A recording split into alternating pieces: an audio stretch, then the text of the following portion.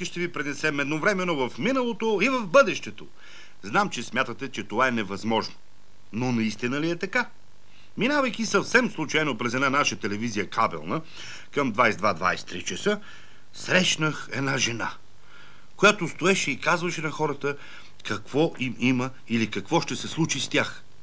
На някой дори им казваше какво им се е случило преди време. Изумително!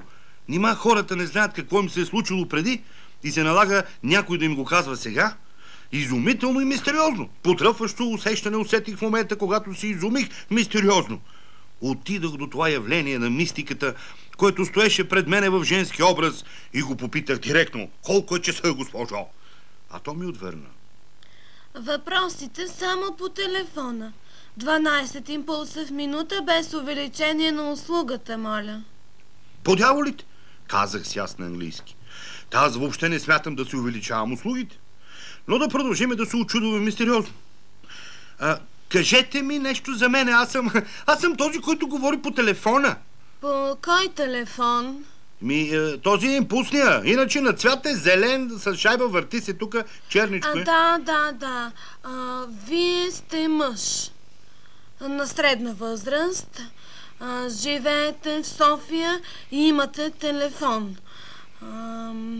Развил сте предно-коремни мускули, но с течение на новите такси все по-малко си поддържате мускулите и все по-малко ще говорите по телефона. Искате младо гадже, нова кола,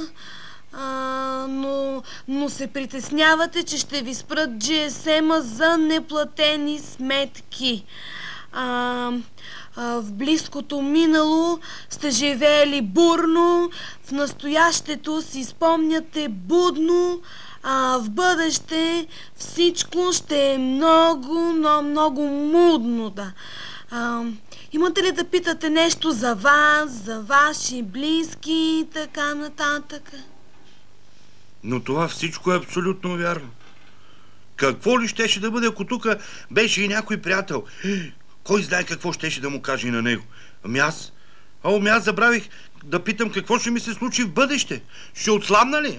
Ще стана ли по-красив с гаджетата, как съм, парите не ми стигат? Ще стана ли богат сега? Да участвам ли в шоуто на Слави като какъв? На първа скорост нещо не ми включва лоста, ама кой ще го оправи?